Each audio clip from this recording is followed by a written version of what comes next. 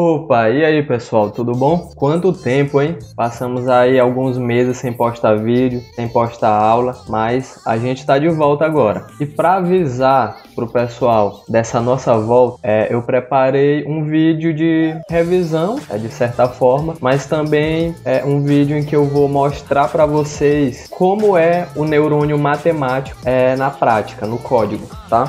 Por que eu decidi fazer esse vídeo? Bom, primeiro porque quando eu estava aprendendo, eu sentia muita dificuldade em entender o que alguns professores falavam para mim referente a esse tal neurônio matemático. Eles mostravam esse diagrama para mim e eu ficava, meu Deus, como é que eu vou transformar isso em um código? Eu ficava totalmente perdido. Então eu entendo que muitas pessoas podem ficar confusas só de ver esse pequeno diagrama aqui e não entender como passar essa imagem para o código.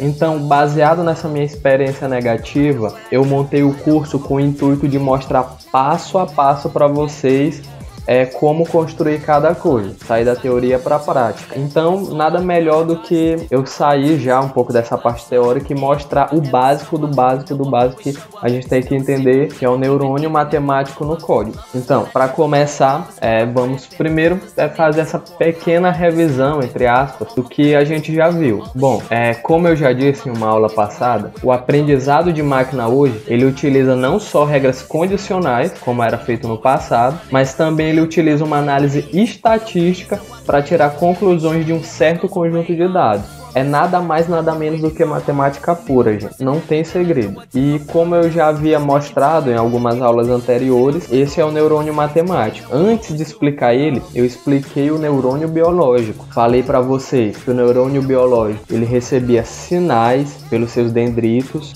Eles eram tratados no corpo do neurônio e assim ele retransmitia um sinal. Poderia ser o mesmo sinal que ele recebeu, poderia ser um sinal diferente, ou poderia nem retransmitir nada. E fazendo essa analogia com o neurônio matemático, nós temos esse diagrama. A gente tem aqui as entradas, que são x1, x2, xm. Essas entradas, gente, podem ser, por exemplo, os pixels de uma imagem. Cada entrada dessa aqui corresponderia a um pixel. Poderiam ser outros tipos de valores, por exemplo, 0 ou 1 para comprovar alguns dados de um cliente bancário, por exemplo. Ele paga as contas em dia, essa seria a entrada x1. Aí eu teria 1 como entrada, caso ele pagasse. Ele efetua muitas transações bancárias, aqui no x2 seria 0, caso não. E assim sucessivamente. Daí eu tenho também alguns pesos que ponderam essas minhas entradas. Ou seja, quanto maior é o valor desse peso aqui, maior é a importância da informação que está sendo passada por aquela entrada, certo? Após isso, eu também tenho um valor de bias, que ele já foi explicado na aula anterior. Com isso eu teria meu somatório, que eu geraria U, que seria a entrada para a minha função de ativação, certo? Essa função de ativação, ela é responsável por dizer qual vai ser a saída do meu neurônio. Bom, a gente não tem só uma função de ativação e saber qual escolher vai depender muito de teste, gente. Não tem uma fórmula mágica, como eu já disse, não é uma receita de bolo. A gente vai ter que testar para saber o que vai ser melhor para nossa rede neural. E como eu também já expliquei, esses pesos que ponderam as entradas, eles são gerados aleatoriamente a princípio. Bom, aí muita gente às vezes fica com dúvida. Por que eu tenho que jogar valores aleatórios para os pesos, para o valor do bias? Bom, primeiro que a gente precisa começar em algum lugar. A gente não sabe quais são os valores que nossa rede vai precisar para ter o resultado desejado. Quando a gente faz o treinamento de uma rede neural, o que ela realmente aprende é os valores desses pesos e o valor do bias. Então, já que a gente precisa começar por algum lugar, a gente joga valores aleatórios e deixa o treinamento fazer o resto. Reorganizar os valores para esses pesos, para o bias, certo? Bom, sabendo disso, vamos agora olhar como ficaria isso no código. Como eu já havia explicado algumas vezes, eu vou codificar em Python, mas eu vou explicar tudo que está sendo feito. Se eu chamar alguma biblioteca que vocês não conhecem, eu vou explicar o que ela está fazendo, tá? E se vocês tiverem alguma dúvida também referente ao código, deixem aí nos comentários que eu vou explicar para vocês, tá? Bom, vamos lá. Vamos codificar.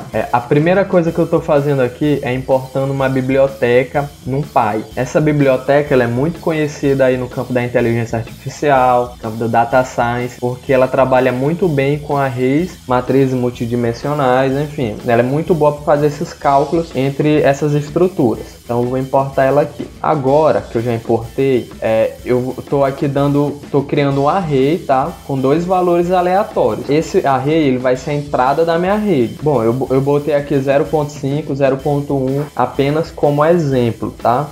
Não tem nada demais, é só para explicar como funciona a rede neural, tá? Aí lembra que eu falei também que essas entradas são ponderadas? Então, estou criando aqui também dois valores para os pesos dessas minhas entradas, que eles serão multiplicados depois, tá? E aqui estou botando o meu bias, que ele será somado a multiplicação das minhas entradas pelos pesos. Esses valores aqui eu coloquei aleatoriamente. Como eu expliquei para vocês, a gente precisa começar por algum lugar. Eu poderia sim utilizar uma função randômica para gerar um valor aleatório aqui, mas como é pequeno, nossa base de dados só tem dois valores, preferi botar manualmente. Aqui já vai ser o resultado para minha função de ativação. Então o que eu estou fazendo? Eu chamei aqui a função dot da biblioteca NumPy. Então o que ela faz? Ela multiplica os pesos com os valores da entrada do treinamento. Se aqui fosse uma matriz, ela iria multiplicar as duas matrizes, tá? E depois eu estou somando com o valor do bias. É basicamente isso. Eu pego o meu array de pesos, multiplico pelo array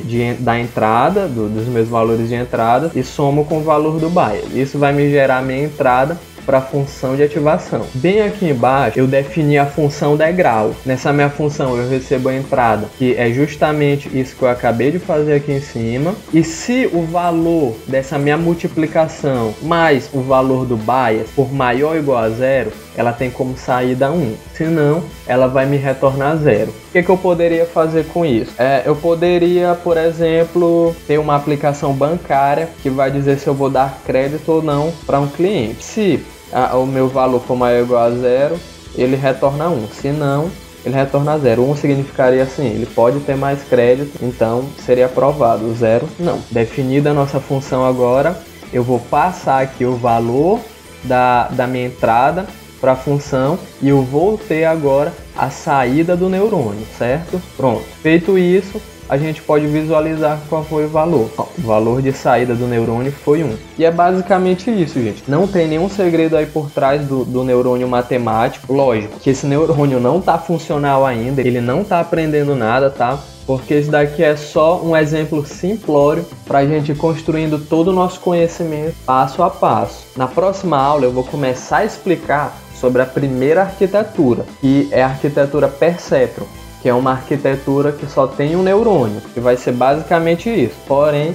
a gente já vai começar a incrementar algumas coisas, como por exemplo, o algoritmo de aprendizagem, que vai fazer com que nossa rede possa aprender esses valores dos pesos de entrada e o bias, certo? Bom, é isso, gente. Como vocês puderam ver, não tem nada demais. Na nossa próxima aula a gente vai ter um pouquinho mais de teoria, mas ela vai ser importante, porque quando a gente entende realmente como funciona a arquitetura Perceptron, ela vai ser a base para as demais arquiteturas que a gente vai utilizar, certo? Então, eu espero que vocês tenham gostado dessa videoaula. Apesar de ter sido bem simples e não ter tido nada demais, pode às vezes significar muito para alguma pessoa que estava tendo dificuldade de entender isso, certo? Qualquer dúvida vocês podem colocar aí no comentário do vídeo, que eu vou estar à disposição para responder, certo? E se você ainda não conhece nossas redes sociais, elas vão estar aí na descrição e aparecendo agora na tela. Não deixe de acompanhar elas, porque sempre que tem algum imprevisto, alguma novidade, eu sempre posto alguma coisa lá para avisar as pessoas que seguem o canal. E é isso, pessoal. Espero que vocês tenham gostado e até a próxima.